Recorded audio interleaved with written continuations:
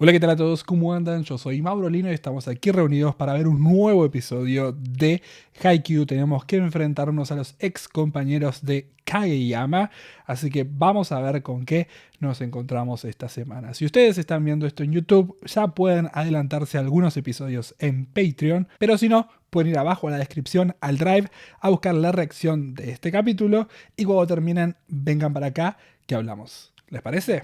Al final del episodio apareció Oikawa, que justo entró en el comentario que hizo eh, Kageyama con respecto a el colocador titular. Así que imagino que debe ser él, pero lo conoceremos la próxima semana. Parece que es bastante importante en la escuela, así que debería ser bueno. Tenemos tercer set, porque ganamos uno, perdimos uno.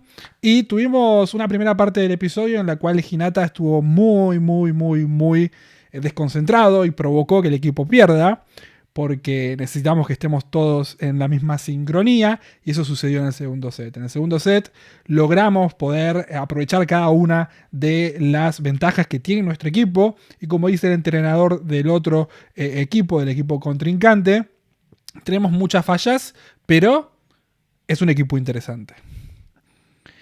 Porque tenemos pilares muy altos dentro de lo que es el juego, y eso es muy importante. Entonces, si encontramos una sincronía que funciona, porque literalmente cierra los ojos Hinata al saltar, por el nivel de confianza que tiene en su colocador, puedes lograr la perfección. Incluso les pasa al resto de sus compañeros, a Tsuki, a Daichi, que comenta, no importa dónde estamos, y si imaginamos que la pelota está ahí, de la nada aparece, porque eso es lo bueno que tiene Kageyama. Es una persona que lee muy bien al equipo contrario y que lee muy bien a su equipo y que lo está usando todo para poder hacer todo perfecto.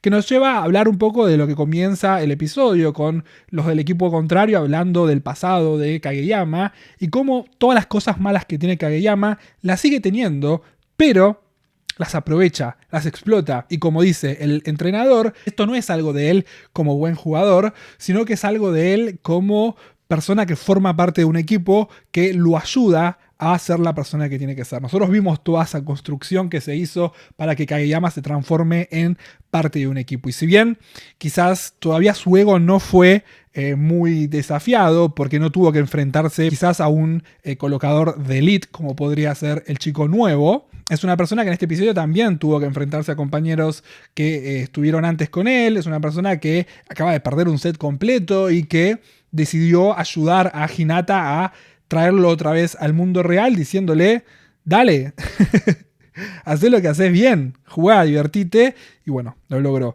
También tuvimos a Kanata hablando sobre la influencia que tiene el equipo y cómo podés confiar en tus compañeros, en tus aliados, y cómo todos nosotros te vamos a ayudar a vos a poder cruzar ese muro gigante, que es un poco lo básico del vóley, porque realmente es mucho de generar señuelos, de dejar pasar la pelota, de pensar bien hacia dónde moverla, de crear estrategias entre el equipo. Es muy importante el equipo para que un equipo de vóley funcione. Hablaron de una supuesta invitación a Kageyama. Yo no sé si Kageyama la rechazó porque estaba cansado de ese equipo o si lo rechazaron a él. Eso no se entiende muy bien. Quizás él quiso empezar desde abajo y por eso fue a este lugar. Pero antes habíamos tenido en los primeros episodios el supuesto rechazo de otras universidades hacia él, porque si bien es el mejor, se ve que su currículum con las discusiones que tuvo con sus ex compañeros hizo que nadie lo quiera tener.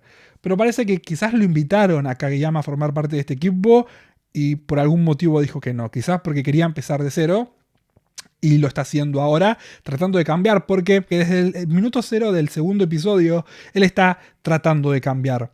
Y es algo que, si bien se enoja y se pelea con Hinata por las diferencias que tienen en sus personalidades,